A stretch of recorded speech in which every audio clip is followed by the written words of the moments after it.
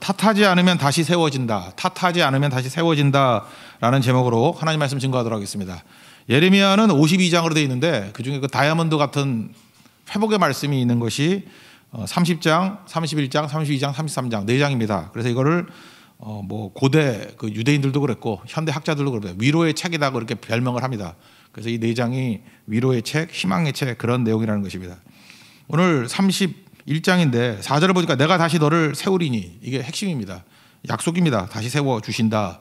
그래서 세 파트로 나오거든요. 1절부터 14절까지는 다시 세운다라는 약속이 중요한 거고 15절부터 30절까지는 탓하지만 않으면 탓하는 것이 끝나면 남 탓하는 것이 끝나면 회복되고 남북이 동시에 다 하나 된다는 것입니다. 북쪽은 한참 전에 망했는데 북쪽까지도 같이 살아난다는 거예요. 그리고 세 번째는 우리가 제일 중요한 거죠. 31절부터 40절까지 내용이 새 언약.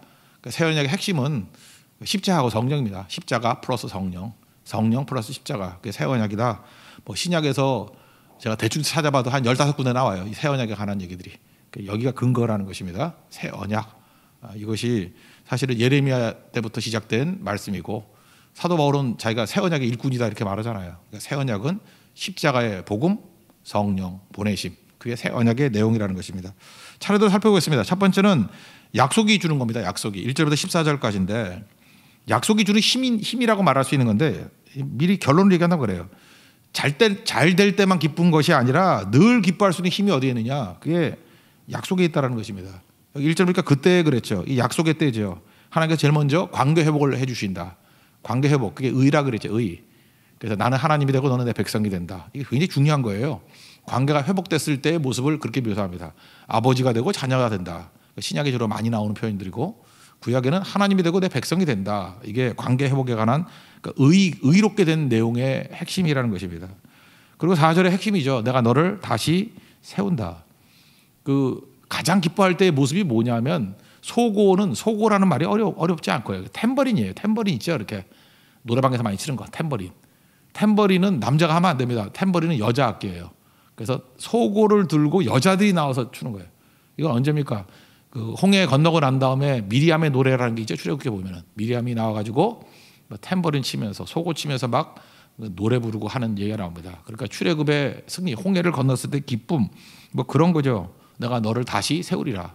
그러니까 출애굽하듯이 출 바벨론 할 것이다 그런 얘기고 5절에 나오는 포도 열매라는 건 뭐냐? 이스라엘은 기쁠 때 번성의 축복의 상징이 3대 열매가 있어요. 하나는 무화과나무, 포도나무, 감람나무. 포도나무가 열매를 맺는다 그런 것은 하나님께서 번성을 주신다 그런 거예요. 그래서 상황과 조건이 안 좋다 그럴 때 이 세 가지가 없으면 상황과 조건이 안 좋은 거예요. 그래서 하박국서 3장 17절 보니까 우리 뭐 율동곡도 있잖아요. 무화과나무 잎이 마르고 그러니까 무화과나무가 무성치 못하고 무화과가 없다. 그다음에 포도나무에 열매가 없으며 포도나무가 열매 없다. 그다음에 감람나무에 소출이 없으며 뭐 똑같은 말이 반복한 거죠. 그래서 세 나무가 울창할 때 그러니까 무화과나무, 포도나무, 감람나무, 올리브나무 이게 풍성할 때 근데 이게 없다라는 겁니다. 그러니까 조건이 최악이다 그런 뜻이에요. 그렇지만 여호와로 말미암아 즐거워하고 나의 구원의 하나님으로 말미암아 기뻐하리로다. 그러니까 조건이 나빠도 상황이 안 좋아도 하나님 때문에 기뻐한다. 그게 하박국의 노래였죠. 그러니까 뒤집어 얘기하면 여기서 뭘 말하는 거예요? 포도가 넘쳐난다. 이거는 조건이 좋다는 거야. 상황이 좋다. 하나님께서 번성케 해주신다. 그리고 최고는 뭐냐? 모든 백성들이 일어나서 6절인데요. 이게 쿰이거든요. 쿰. 달리다 쿰. 소녀 일어나라 쿰. 일어나라 일어나. 다 일어나가지고 결국은 하는 일이 뭐냐 하면은 우리 하나님 여호와께로 나아가자. 예배입니다. 예배. 그래서 모든 회복의 절정은 예배의 회복에 있다. 그런 얘기입니다. 1절부터 6절까지 한번 읽겠습니다. 시작. 여호와의 말씀이니라. 그때 내가 이스라엘 모든 종족의 하나님이 되고 그들은 내 백성이 되리라. 여호와께서 이같이 말씀하시니라. 칼에서 벗어난 백성이 광야에서 은혜를 입었나니 곧 내가 이스라엘로 안식을 얻게 하려 갈 때에라. 옛적에 여호와께서 나에게 나타나사 내가 영원한 사랑으로 너를 사랑하기에 인자함으로 너를 이끌었다 하였노라. 처녀 이스라엘아 내가 다시 너를 세우리니 내가 세움을 입을 것이요 내가 다시 소고를 들고 즐거워하는 자들과 함께 춤추며 나오리라. 내가 다시 사마리아 산들에 포도나무들을 심는 자가 그 열매를 따기 시작하리라. 에브라임 산 위에서 파수꾼이 외치는 날이 있을 것이라. 이르기를 너희는 일어나라 우리가 시온에 올라가서 우리 하나님 여호와께로 나아가자 하리라. 마지막은 예배의 회복이다. 이렇게 된다라는 것입니다. 지금 약속인데요. 하나님이 약속하신 것은 반드시 이루어지죠. 믿습니까? 그러니까 약속이 곧 현실이라는 거예요. 하나님은 100% 약속을 지킨다는 거예요. 그러면 하나님께서 왜 약속하시고 주죠? 기쁨을 크게 만들기 위해서, 기쁨을 배가하기 위해서. 그게 하나님의 의도라는 것입니다. 그러니까 이런 거죠. 우리가 약혼식이란 게 있잖아요. 옛날에 저도 약혼을 안 했는데 우리 부모님 세대는 약혼식을 많이 했던 것 같아요. 요즘에 약혼식 하나요? 약혼식을 왜 합니까? 내가 물어봤어요. 약혼을 왜 합니까? 그랬더니 기쁨을 2배로 3배로 만들기 위해서 그렇다는 거예요. 그러니까 옛날에는 약혼하면 거의 100% 결혼했죠. 그러니까 약혼을 해요. 한 6개월 전에. 그러면 약혼을 하는 그 순간에 약혼자가 되잖아요. 그래서 엄청 기쁘대요. 나 약혼했어. 그러면서 뭐 쳐다보고도 기쁘고. 안 해봤으니까 모르지. 그죠? 약혼하면 그렇대요. 그래서 약속으로 인해서 행복이 오는 거예요. 그러니까 그 6개월이 진짜 꿈 같은 시간이래요. 같이 살지는 않지만, 그죠? 옛날에는 뭐 철저하게 관계를 지켰잖아요. 그러면서 그 기다림, 뭐 설레임 이런 거, 그 약혼의 시간이 너무너무 좋았다 그러더라고 사람들이. 지금의 개판 치고 사니까 이런 것도 없겠지만, 그리고 결혼을 하는 거예요. 그럼 결혼의 기쁨이 엄청나잖아요. 그 3번째 사는 기쁨. 그래서 약혼을 왜 하느냐 하면은 기쁨을 배가시키기 위해서, 기쁨을 3배 만들기 위해서. 그래서 약혼을 하는 거래요. 근데 최근에 약혼이 없어진 이유가 뭘까요? 이유가 뭐예요? 약속을 안 지켜서 그래요. 약혼 괜히 했다가 결혼까지 안 가는 경우가 너무 많대요. 6개월 사이에 뭐 더 좋은 남자 나타나면 여자가 뭐 본신 뒤집어 신고 막 이러니까. 그러니까 요즘 어떻게 합니까? 막 불안하니까, 불안한 사람들 얘기가 뭔지 알아요? 결혼도 하기 전에 혼인신고부터 먼저 하는 사람이 있어요. 불안하다고. 언제 마음 변할지 모른다고. 저 여자가. 요즘 남자도 변하죠. 여자도 막 변하는 것 같아요. 그러니까 하나님께서 우리에게 약속을 주시는 이유가 뭐예요? 미리 기뻐하라는 거예요. 그래서 약속과 성취라는 것은 그런 의미가 있다라는 것입니다. 그러므로 지금 이 얘기예요. 하나님께서 아직까지 이스라엘 백성들을 지금 포로로 끌려갔다 돌아오기 전에 약속부터 먼저 주시잖아요. 그러면은 잘 될 때만 기쁜 게 아니라 잘 되지 않을 때도 늘 기뻐할 수 있죠. 왜? 약속 때문에. 내가 지금은 어렵지만, 내가 지금은 힘든 상황이지만 약속이 다시 돌아오고 회복시켜 준다는 거예요. 그럼 100% 이루어지거든요. 그러니까 지금 고난이 고난 같지가 않잖아요. 그래서 잘 안 될 때도 기쁜 거예요. 그러니까 늘 기쁜 거예요. 늘. 이게 이제 그 약속과 성취를 얘기할 때 신학에서 많이 쓰는 표현이 yet과 already와 yet이거든요. 이미와 아직. 그러니까 already는 뭐예요? 약속으로 인해서 이미 성취된 것을 내가 믿는 거예요. 믿음으로 이미 지금 누리는 거예요. 내가 약혼을 했어요. 그러면 결혼한 것 같은 기쁨을 지금 누리는 거예요. already. 그리고 실제로 결혼식이 오겠죠. 그죠? 아직은 오지 않았지만 yet. 곧 올 거예요. 그래서 하나님께서 already and yet. 그러니까 아직과 이미와 아직이에요. 이미 온 게 있고 약속으로 말해서 내 마음에 이미 기쁨이 온 거고요. 확신이 온 거고요. yet. 곧 올 거예요. 아직은 안 왔지만. 이게 약속의 힘이라는 것입니다. 그래서 약속의 백성들은요. 그래서 항상 기뻐할 수 있어요. 그러니까 항상 기쁨이 안 되는 이유가 뭐냐면 약속을 받지도 않아놓고 약속에 대한 믿음이 없으니까. 믿음이 없으니까 항상 기뻐할 수가 없죠. 가봐야 한다며. 그러잖아요. 가봐야 한다 그러는 사람이 어떻게 항상 기뻐하냐고. 항상 두렵지. 불안하지. 가봐야 하니까. 이슬람은 그렇다면서요. 죽어봐야 천국 갈지 안 갈지 안다며. 그래 얼마나 불안해. 그죠? 막 맨날 불안에 떨고 있는 거죠. 죽어봐야 하니까. 죽어봐야 아는 인생들하고 이미 이 자리에서 천국을 맛본 사람하고 다르죠. 그러니까 약속의 힘이란 건 바로 그런 뜻이라는 것입니다. 그래서 약속 받은 사람은 이미 행복해요. 이미 기뻐요. 이미 다 받은 것 같이 살 수 있다는 것입니다. 그게 오늘 약속의 능력이다 이렇게 얘기합니다. 약속 받은 사람들에게 이제 구체적으로 어떻게 구원받느냐 하는 것들을 보여주는 게 2절이거든요. 2절만 다시 한번 읽겠습니다. 시작. 여호와께서 이같이 말씀하시니라. 칼에서 벗어난 백성이 광야에서 은혜를 입었나니 곧 내가 이스라엘로 안식을 얻게 하려 갈 때라. 그러니까 구원 회복의 3단계 어떻게 회복되느냐. 약속 주셨는데 요 3단계가 있다는 거죠. 첫째는 칼에서 벗어났다. 이거 뭐 애굽에서 나온 거죠. 출애굽 같은 거죠. 그러니까 외적으로 압제에서 벗어난 것. 그러니까 홍해 건넌 것 뭐 이런 거죠. 그다음 두 번째가 뭐예요? 광야에서 은혜를 받았다는 거죠. 광야의 은혜. 그러니까 회복되기 전에 반드시 뭐가 있어요? 외적인 풀어남이 있고 그다음에 광야로 우리를 보내신다. 광야의 은혜. 광야는 어떤 곳이라고 그랬습니까? 있음과 없음이 확연하는 곳이에요. 광야에는 뭐가 없어요? 뭐 먹을 거, 뭐 마실 거 이런 것도 없지만 사람들의 시선이 없죠. 사람들의 인정이 없죠. 오히려 사람들이 어떻게 할까 한 두려움이 없죠. 그러니까 사람들과의 관계가 다 끊어져 버리는 거예요. 그죠? 없고 있는 게 뭐예요? 광야, 미드바르, 다바르, 말씀이 있는 곳이고 하나님 은혜가 있는 곳이고 또 하나님의 인도하심이 있는 곳이에요. 불기둥과 구름기둥 그럴 때 그게 신약에 보면 성령이거든요. 성령의 조명이 있다 그랬잖아요. 구름기둥과 불기둥으로 인도해 주시는 거. 그래서 광야는 성령을 체험하는 곳이에요. 그래서 광야의 은혜를 체험. 그래서 여러분들이 다 광야의 사람이 되기를 원합니다. 광야의 사람이 돼야 주님의 음성을 들어요. 말씀을 듣고 광야의 사람이 돼야 성령의 인도하심이 뭔지를 안다니까요. 광야의 사람이 돼야 비로소 사람의 인정, 사람의 시선 여기서부터 자유로울 수 있다는 것입니다. 그리고 세 번째 단계가 뭐예요? 안식. 칼에서 벗어나게 만든다 1단계, 광야의 은혜를 주신다 2단계, 3단계 안식이에요. 안식은 뭐 내려놓는다 단순한 그런 게 아니고 내려놓는 것보다 더 큰 개념입니다. 포기보다 더 큰 개념이에요. 비움보다 더 큰 개념이에요. 안식이 뭔지 아십니까? 채우는 거예요. 불교에서는 맨날 뭐 공즉색이고 삭직공이고 뭐 그래서 뭐 비는 거 맨날 얘기하잖아요. 그죠? 그거는 인간이 어떤 그 묵상을 통해서 갈 수 있는 한계예요. 비울 수는 있죠. 다 비우는 거. 막 노력하고 하면은. 근데 안식은 비우는 것만이 아니에요. 채움이라고. 그래서 안식은 뭐냐 하면은 휴식만이 아니에요. 그래서 많이 놀아봐요. 오히려 공휴일에 더 피곤하지 몸만. 채워야 된다는 거예요. 채움. 그래서 안식일에 예수님께서 뭐래요? 아버지도 일하시니 나를 일한다. 어떤 일이에요? 하나님의 일을 하는 거예요. 안식이. 그래서 아무것도 안 할 때보다 하나님의 일을 할 때 안식이 되는 거예요. 안식은 그런 거라고요. 그래서 수고하고 무거운 짐이다 다 내게로 오라 그래놓고 예수님이 겉으로 볼 때 사기치는 것 같이 보이잖아. 멍에매래. 나랑 같이 멍에매제. 내 멍에는 쉽고 가벼움이라. 그게 안식이라는 게 안식. 안식은 비움만 있는 게 아니라 비우고 난 다음에 세상 것들을 비우고 하나님께서 채우는 게 안식이라는 것입니다. 사명으로 채우는 거죠. 그래서 오늘 회복의 3단계 얘기하잖아요. 이건 우리에게도 다 통용되는 얘기입니다. 하나님께서 여러분들을 회복시켜 주실 때 다시 서게 만드실 때 이 3단계를 거치게 만드십니다. 칼에서부터 외적으로 벗어나게 만드시고 끝이 아니에요.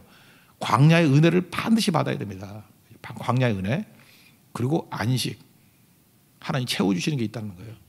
하나님의 채워주심을 충분히 누릴 수 있는 우리 하나님의 거룩한 종 되기를 바랍니다. 그게 회복의 능력이라는 것입니다. 그럼 어떤 일이 벌어지느냐? 뭐 결과죠. 약한 자들도 돌아온다는 거예요. 그러니까 우리는 경쟁해가지고 포로로 이렇게 있을 때 똑똑한 사람만 일어서고 돌아오고 그럴 줄 알잖아요. 근데 그렇지 않다라는 거예요. 맹인, 저는 자, 잉태한 여인, 막 애 낳은 여인, 그 다음에 해산한 여인, 뭐 이런 거. 잉태한 여인이니까 애 뵌 여인이겠죠. 해산한 여인은 애 막 낳고. 그럼 이게 이동하기 힘든 자라요. 그런 사람까지도 온다라는 거예요. 그게 무슨 얘기죠? 구원의 넉넉함. 그러니까 다 구원받는다는 거예요. 그죠? 이게 약한 사람까지 다 돌아오게 만든다. 읽어볼까요? 8절 읽겠습니다. 시작. 보라 나는 그들을 북쪽 땅에서 인도하여 땅끝에서부터 모으리라. 그 중에는 맹인과 다리 저는 사람과 잉태한 여인과 해산한 여인이 함께 있으며 큰 무리를 이루어 이곳으로 돌아오리라. 구원의 넉넉함. 약한 자도 돌아온다. 그리고 또 하나는 압도적으로 강한 자를 물리치고 돌아온다라는 것입니다. 그러니까 파워 게임으로 오는 게 아니라 하나님이 도와주셔가지고 그러니까 애굽이 엄청 강하잖아요. 압도적인 강한 자가 있다 할지라도 하나님이 건져내신다는 거예요. 그러니까 여러분들이 열세에 놓인다 할지라도 하나님 함께 하시면 전능하신 하나님이 함께 하시면 이김을 믿습니까? 그렇게 돌아오게 만든다는 거예요. 그게 11절이네. 11절 읽겠습니다. 시작. 여호와께서 야곱을 구원하시되 그들보다 강한 자의 손에서 속량하셨으니. 그리고 세 번째 내용은 뭐냐 하면 근심이 없다는 거야. 근심이. 어떤 분이 그런 간증을 하대. 자기가 예수 믿고 난 다음에 더 잘 된 거 하나도 없대요. 워낙 잘 나가는 분이었기 때문에. 예수 믿고 난 다음에 뭐 돈을 더 번 것도 아니고 워낙 잘 벌던 분이니까 오히려 뭐 돈 덜 벌게 되더래. 그리고 뭐 진급되는 것도 아니고 워낙 높은 데까지 올라가신 분이니까 진급도 안 되고 뭐 명예를 더 얻는 것도 아니고 간증을 그렇게 하더라고요. 그래서 좀 뭔 소리 하려고 저러나 그랬더니 마지막 얘기가 재미있어요. 그런데 내가 예수 믿고 난 다음에 더 잘 된 거 하나도 없는데 바뀐 게 하나 있대요. 근심이 없어졌대. 근심이. 그러니까 무슨 얘기예요? 이렇게 뭐 돈도 잘 벌고 뭐 진급도 되고 그러더라도 근심이 엄청 있었는가 봐. 홍기경 씨 얘기했잖아요. 그죠? 행복이 뭐냐 그랬더니 자려고 누웠을 때 마음에 걸리는 게 하나도 없다고. 그러니까 뭐예요? 다 근심이 있다는 거 아니에요? 근데 뭐 더 얻은 것도 없는데 잘 되는 것도 없는데 근심이 사라졌다. 그러니까 하나님께서 회복시켜 주는 게 이런 거예요. 구원의 넉넉함. 그죠? 약한 자도 돌아오고 엄청 강한 자가 있다 할지라도 하나님께서 이기게 하시고 그 다음에 부작용이 없는 거죠. 근심이 없게 하셨다. 이거 한번 읽어볼까요? 12절 13절 읽겠습니다. 시작. 그들이 와서 시온의 높은 곳에서 찬송하며 여호와의 복 곧 곡식과 새 포도주와 기름과 어린 양의 떼와 소의 떼를 얻고 크게 기뻐하리라. 그 심령은 물된 동상 같겠고 다시는 근심이 없으리로다 할지로다. 그때 처녀는 춤추며 즐거워하겠고 청년과 노인은 함께 즐거워하리니 내가 그들의 슬픔을 돌려서 즐겁게 하며 그들을 위로하여 그들의 근심으로부터 기쁨을 얻게 할 것임이라. 그러니까 기쁨이 있는데 근심을 겸하여 주는 게 아니라는 거예요. 근심이 없게 하신다. 이게 회복의 내용이라는 것입니다. 여러분, 약속의 힘을 믿고 미리 기뻐하고 또 당시에도 기뻐할 수 있는, 그래서 잘 될 때만 기뻐하는 것이 아니라 늘 기뻐할 수 있는 하나님의 종되기를 축원합니다. 그 다음에 두 번째 내용은 뭐냐면, 이게 결론부터 얘기할게요. 그 뒤부터 보는 게 좋을 것 같아요. 남 탓하, 누구도 탓하지 않을 때 회복과 하나됨이 이루어진다라는 거죠. 15절부터 30절까지인데, 그러므로 악한 세대의 특징이 뭐냐면, 지도자가 컬핏하면 남 탓하는 거예요. 뭐 누구 때문이라고 그러고 책임지려 하지 아니하고. 그러면 분열이 일어나요. 분열. 그러면은 그 재앙이 임한다는 것입니다. 근데 분위기가 좋아져 가지고 남 탓하지 않아요. 내가 하나님 앞에 범죄했습니다. 내가 책임지겠습니다. 그 반응하는 거죠. 리스판스 하는 능력이 리스판스빌리티잖아요. 책임지려고 하는 거. 그럴 때 이제 회복이 되고 하나됨을 이루어지게 된다는 것입니다. 먼저 탓하지 않는 일들에 대해서 마지막 두 절 읽어보시죠. 29절 30절 읽겠습니다. 시작. 그때 그들이 말하기를 다시는 아버지가 신포도를 먹었으므로 아들의 이가 시다하지 아니하겠고 신포도를 먹는 자마다 그의 이가 신 것 같이 누구나 자기의 죄악으로 말미암아 죽으리라. 그러니까 신포도 먹으면서 이가 시다는 거예요. 아버지 때문에. 뭐 이런 놈이 다 있어, 그죠? 아버지가 신포도 심었다는 거 뭐 그런 거죠. 그러니까 맨날 부모 탓, 아버지 탓, 뭐 걸핏하면 뭐 교회 탓, 뭐 안 되면 교회 탓. 목사 탓도 하나? 목사 탓, 뭐, 그죠? 엄마 탓, 뭐 누구 때문에 안 된대, 누구 때문에 지는 문제 안 된다고. 그러면 이제 하나됨이 깨지고 분열이 일어나고 회복이 안 된다는 것이에요. 조상 탓, 과거 탓 이런 거. 그게 난세예요, 난세의 특징이 뭐냐? 남의 탓하는 거예요. 이 망하려고 작정을 한 거죠. 반면에 이 사람들이 돌아왔던 사람 중에 느헤미야가 있잖아요. 느헤미야가 그 하나님한테 소식 듣죠. 예루살렘이 불타고 뭐 성벽이 무너졌다. 그럴 때 느헤미야 1장 6절에 이렇게 기도해요. 나와 내 아버지 집이 범죄하여 주를 향하여 크게 악을 행했습니다. 라고 이제 기도를 해요. 근데 보세요. 느헤미야는 거기서 떠나온 지 오래됐거든요. 그리고 아버지도 끌려왔잖아요. 그래서 예루살렘이 무너지고 예루살렘이 불탄 거 자기는 거기서 살지도 않았는데, 태어나지도 않았는데, 근데 이렇게 얘기하는 이유가 뭐예요? 남 탓하는 게 아니잖아요. 나와 아버지 집이 내 탓이요 그러잖아요. 그게 내 책임입니다. 달라졌죠. 그러니까 이런 기도가 나올 때 하나님께서 회복시켜 주시는 거예요. 그러니까 원망하면 망하는 이유 알겠죠. 원망하면은 그건 지도자 깜도 안 되는 거고 백성 깜도 안 되는 거고 분열 일어나고 가정 다 무너져요. 그런데 내 탓입니다 하고 내가 책임지겠습니다. 내가 범죄했습니다. 그리고 중보기도 하고 나가면 하나님께서 회복시켜 주신다라는 것입니다. 그래서 자기만 회복되는 게 아니라 이미 BC 722년 150년에 망했던 북쪽 이스라엘도 회복이 되고, 이게 15절부터 22절까지 얘기고, 그 다음에 지금 망하게 될 남쪽 유다도 회복된다. 23절부터 26절까지. 그래서 하나됨을 이룬다 그런 얘기예요. 그래서 이스라엘과 유다가 하나됨을 이룬다. 그리고 하나님께서 이렇게 무너뜨린 것들을 세우고 심어 주신다. 언제? 누구도 탓하지 않겠다고 다짐하는 그 순간부터. 여러분 인생도 마찬가지예요. 여러분 가정에 지금 어려움이 있습니까? 분명히 여러분 탓함이 있어. 원망과 탓함. 누구 때문이냐? 남편 때문이냐? 아내 때문이냐? 뭐 누구 때문이냐? 그 망하려고 작정한 거라니까요. 근데 그게 끝나는 그 순간 회복이 되고 하나됨이 이루어진다 그런 얘기입니다. 27절 28절 읽겠습니다. 시작. 여호와의 말씀이니라. 보라 내가 사람의 씨와 짐승의 씨를 이스라엘 집과 유다 집에 뿌릴 날이 이르리니 깨어서 그들을 뿌리 뽑으며 무너뜨리며 전복하며 멸망시키며 괴롭게 하던 것과 같이 내가 깨어서 그들을 세우며 심으리라. 여호와의 말씀이니라. 여러분 하나님 앞에서 다시는 누구도 탓하지 않는 모습을 통해서 주께서 세우시고 심는 이 은혜 역사를 체험하는 우리 믿음의 종 되기를 축원합니다. 그 다음에 세 번째 내용이 이제 언약이에요. 새 언약 31절에서 40절까지 내는데, 새 언약 다시 얘기하지만 뭐라고요? 성령과 십자가라니까요. 성령과 십자가. 시내산 언약이 있었죠. 출애굽기 19장에. 그거는 돌판에 새겼잖아요. 그러다가 모세가 열받는다고 집어던져 깨졌으니 하나님이 한 번 더 써줬죠. 그건 외적인 거죠. 외적인 거. 근데 그 시내산 언약의 특징이 뭐예요? 이스라엘 백성도 지키고 하나님도 지키고 그러는 거 아니에요. 근데 북쪽 이스라엘이 안 지켰으니까 망한 거잖아요. 남쪽도 안 지켜서 망했다. 그래서 언약이 깨졌다. 그 얘기 아니에요? 호세아 선지자 같으면은 그 부부 관계로 얘기하잖아요. 그 고멜 같은 여자가 나가서 그 이상한 짓 하고. 그러니까 이게 결혼 관계가 유지가 될 수 있겠느냐? 그래서 언약이 깨졌다. 이게 시내산 언약이에요. 근데 이걸로는 도저히 안 될 것 같으니까 하나님께서 남쪽 유다까지 바벨론 포로로 갔다가 돌아오게 만드시면서 이제 새 언약을 준다는 거예요. 새 언약. 새 언약은 우리 조건을 보고 주시는 게 아니라 은혜의 언약이에요. 하나님이 내가 말하고 내가 지킬 거야 라고 하는 거예요. 이 언약은 100% 지켜집니다. 믿습니까? 왜요?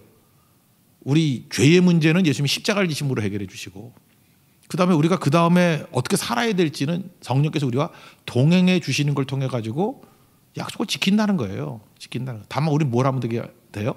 믿기만 하면. 영접하는 자, 곧 그 이름을 믿는 자들에게는 하나님의 자녀가 되는 권세를 주셨다. 그 얘기입니다.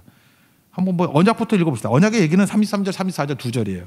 다 같이 읽겠습니다. 시작. 그러나 그날 후에 내가 이스라엘 집과 맺을 언약은 이러하니 곧 내가 나의 법을 그들의 속에 두며 그들의 마음에 기록하여 나는 그들의 하나님이 되고 그들은 내 백성이 될 것이라. 여호와의 말씀이니라. 그들이 다시는 각기 이웃과 형제를 가리켜 이르기를 너는 여호와를 알라 하지 아니하리니 이는 작은 자로부터 큰 자까지 다 나를 알기 때문이라. 내가 그들의 악행을 사하고 다시는 그 죄를 기억하지 아니하리라. 여호와의 말씀이니라. 여기 앞에 보니까 앞에 내용은 마음에 새겨준다. 이거 성령이 그죠. 성령. 마음에 새긴다.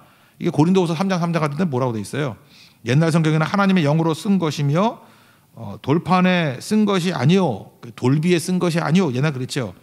오직 육의 마음판에 쓴 것이라, 신비에 쓴 것이라. 근데 이게 어려워서 개정판에서는 돌비, 신비를 돌판에 쓴 것이 아니고 육의 마음판에 쓴 것이다. 예레미야 31장의 어투하고 비슷하게 바꿔버렸어요. 그래서 성령이 오셨다는 거예요. 성령이. 그러니까 새 언약은 뭐냐? 성령 보내주신다는 거예요. 성령. 그래서 옛날에는 어떻게 했어요? 내가 억지로 지켜야 되는데 이제는 어떻게 하면 되죠? 예수 믿고 예수의 영이 성령이 오시면, 성령과 동행하면 성령이 우리에게 가르치시고, 그 마지막 설교에 나오잖아요. 요한복음 14장 26절에 성령이 너에게 보혜사 성령이 오시면 모든 것을 가르치시고 생각나게 하시고, 그 다음 또 뭐가 나오나요? 힘쓰고 애쓸 필요가 없어요. 또 16장에 보면은 이제 살필 거지만 수요일 날 요한복음 16장 13절 보니까 진리의 성령이 오시면 모든 진리 가운데 너를 인도하신다. 이건 뭘 상징합니다? 인도하는 거? 불기둥과 구름 기둥으로 인도하신다. 그래서 그 다음에 또 하나가 뭐냐면 이제는 맹종할 필요가 없어요. 옛날에 어땠죠? 성경 잘 모르니까 서기관이나 뭐 제사장들이 이렇게 가르쳐 주는 대로 뭐 듣고 잘못 가르치면 잘못된 길로 가고 막 그랬잖아요. 근데 우리에게 지금 뭘 줬어요? 말씀을 다 주셨잖아요. 말씀을 다 주셔가지고 속지 않을 일이 있다는 거죠. 그래서 34절에 뭐라 했어요? 그들이 다시는 각기 이웃과 형제를 가리켜 이르기를 너는 여호와를 알라 하지 아니하리니. 이유가 뭐예요? 이는 작은 자로부터 큰 자까지 다 나를 알기 때문이다. 왜요? 성령 안에서 성경을 읽으면 성령이 우리 모든 성도들에게 깨우쳐 주신다는 거예요. 그러니까 되게 이단에 빠지거나 그 엉터리 목사에 빠질 이유가 뭐예요? 성도들이 머리가 깡통이야. 성경 하나도 보지도 않고. 그러니까 엉터리 같은 해석을 해도 성경을 모르니까 그냥 주주 따라가는 거예요. 그걸 뭐 맹신도라 그래야 되나? 뭐랄까? 맹한 자들, 그죠? 뭐라 그래야 돼, 그거? 그래서 마귀가 제일 싫어하는 게 뭐냐면 성도들이 성경을 읽기 시작하면 이단에 빠질래야 빠질 수가 없어. 성경을 아는데 어떻게 빠져? 안 그래요? 몇 구절 갖고 이렇게 조합해가지고 막 속임수에 안 빠져요. 영적 야바이꾼에게 안 빠진다고 아니까. 모르니까 빠지지, 모르니까. 성경 이렇게 읽었는데 이거 빠지겠어요? 빠질 리가 없지. 그러니까 이제는 뭐 나는 뭐 무슨 뭐 목회자하고 나는 생명을 걸어 뭐 이런 거 없어요. 왜 그 사람을 따라가? 예수님을 따라가야지. 우리 다 아는데 목회자가 하는 일이 뭐냐? 이게 교사이자 프리처예요. 설교해 주는 거, 풀어 주는 거. 그리고 만약에 목사가 없다 할지라도 여러분들이 대충 읽으면요, 성령께서 제가 볼 때 90% 이상 다 깨우치게 해 주셨어요. 이미 깨우친 걸 다시 한번 재확인하는 거지. 그죠? 다짐하고 가는 거지. 그게 성령이 하시는 역할이다. 그런 얘기입니다. 그죠? 그래서 손에서 성경을 놓지 마십시오. 손에서 성경을 놓고 나는 편안하게 목사가 설명해 주는 대로만 따라갈 거야. 그러면 굉장히 위험한 인생이라는 거야. 굉장히 위험한 인생. 위험합니다. 여러분들 그 자동차에 대해서 하나도 모르면 맨날 가서 바가지 쓰잖아. 그죠? 그 뭐 바꾸지도 않아야 될 거 바꾸고. 내가 스스로 수리는 안 한다 할지라도 내용을 훤히 알고 있어봐요. 어떻게 속여? 그죠? 우리 훤히 알고 있는 거예요. 훤히 하나님 말씀을 그렇게 알면 된다는 것입니다. 그래서 성령께서 이끌어 가신다 잊지 마십시오. 그리고 또 하나의 내용은 뭐냐면 원래 순서로는 십자가가 먼저인데 여기는 순서가 반대로 나오죠. 십자가의 보혈로 그죠? 우리 죄를 씻어주니까. 구약에는 어떻습니까? 옛 언약은 짐승 잡아야 되잖아요. 짐승. 6월절에는요 22만 마리를 잡았대요. 그래서 예루살렘 가면 피 비린 데가 진동했다는 거예요.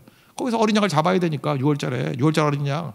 그러니까 22만 마리 피가 흐르니 그 기드론 시내가에 거기가 피가 흘렀대. 피가 막 엄청나게. 그래도 죄 사함 다 못 받잖아요. 그런데 예수님께서 오셔서 어린 양의 희생 제물이 되셨잖아요. 그게 새 언약이에요. 그래서 이제는 짐승 제사 안 드려도 되고 예수님이 제물 되셔서 우리 모든 죄를 씻어 주셨다. 그래서 누가복음 22장 20절 보니까 그 성찬할 때 저녁 먹은 후에 잔도 그와 같이 하여 이르시되 이 잔은 내 피로 세우는 새 언약이니 곧 너희를 위하여 붓는 것이라. 이렇게 나온다고요. 새 언약이 뭐예요? 예수님의 보혈의 피, 우리 죄 씻는 피. 그게 보혈의 언약이에요. 그래서 믿기만 하면 죄 사함 받습니다. 이제는 우리가 피 뿌리면서 난리 안 부려도 돼요. 한번 생각해보세요. 여러분들이 죄를 회개한다 그러면 여기서 이 자매가 죄를 졌어. 그러면 닭 모가지 비틀어가지고 잘라야 돼. 피 뿌리고. 목사 못 해먹겠어. 그거 어떻게 해 그거? 그죠? 그리고 또 여기서 맨날 죄질 거 아니야. 죄지면 또 닭 10마리. 닭이면 좀 괜찮지. 또 잘랐더니 또 목 없는 닭이 막 뛰어다니면서 막 이러고. 그 교회가 이게 이 찬종이 어떻게 살겠어? 이게 청소하느라고. 그죠? 맨날 피 받아가야 되고. 근데 예수님 때문에 그게 없어졌다는 게 그게 없어지고 예수님의 보혈의 피를 믿기만 하면 죄 사함을 받는다. 쭉 한번 읽어드릴게요. 히브리서 10장에 16절부터 20절까지 읽어드릴게요. 주께서 이르시되 그날 후로는 그들과 맺을 언약이 이것이라 하시고 내 법을 그들의 마음에 두고 그들의 생각에 기록하리라 하신 후에 또 그들의 죄와 그들의 불법을 내가 다시 기억하지 아니하리라 하셨으니 이것들을 사하셨은즉 다시 죄를 위하여 제사 드릴 것이 없느니라. 그러므로 형제들아 우리가 예수의 피를 힘입어 성소에 들어갈 담력을 얻었나니 그 길은 우리를 위하여 휘장 가운데 열어놓으신 새로운 살 길이요 휘장은 곧 그의 육체니라. 복잡하게 생각하지 말고 새 언약이 뭐예요? 여기 순서는 바뀌었지만 원래 십자가가 새 언약이에요. 십자가의 보혈의 피가 우리 죄를 다 씻어줬습니다. 영단번 제사로 내 죄를 씻어줘. 이게 새 언약이에요. 그러면 그 죄사함 받고 난다 어떻게 살아야 돼요? 성령 충만하게 살면 돼요. 성령께서 우리와 동행해 주신다. 이게 새 언약이라고. 다시 정리합니다. 성경에 도처에 나오잖아요. 새 언약이 뭡니까? 우리 세교회 성도니까. 새 언약이 뭡니까? 십자가입니다. 새 언약이 뭡니까? 성령입니다. 그 얘기하고 있다는 거예요. 마음에 내키지 않으니까 한 번만 더 읽어봅시다. 33절, 34절 한 번 더 읽고 마치겠습니다. 시작. 그러나 그날 후에 내가 이스라엘 집과 맺을 언약은 이러하니 곧 내가 나의 법을 그들의 속에 두며 그들의 마음에 기록하여 나는 그들의 하나님이 되고 그들은 내 백성이 될 것이라. 여호와의 말씀이니라. 그들이 다시는 각기 이웃과 형제를 가리켜 이르기를 너는 여호와를 알라 하지 아니하리니 이는 작은 자로부터 큰 자까지 다 나를 알기 때문이라. 내가 그들의 악행을 사하고 다시는 그 죄를 기억하지 아니하리라. 여호와의 말씀이니라. 알기 때문이라까지가 성령. 그다음 그 뒤에 나오는 얘기가 십자가의 보혈을 말하고 있습니다. 이게 새 언약이라는 거예요. 십자가 붙들고 사십시오. 성령과 동행하십시오. 이게 새 언약의 백성이 사는 길이다. 그런 얘기입니다. 우리 다 같이 자리에서 일어났습니다. 일어나라 주의 백성 찬양하겠습니다. 일어나라 주의 백성. 오늘 세 가지 약속의 힘. 늘 기뻐할 수 있다는 거죠. already 이미 기뻐할 수 있어요. 그리고 탓하지 아니할 때 하나님께서 의뢰 주신다. 일어나라 주의 백성. 우리 말씀 붙들고 기도하는 시간 갖도록 하겠습니다. 일어나라 주의 백성.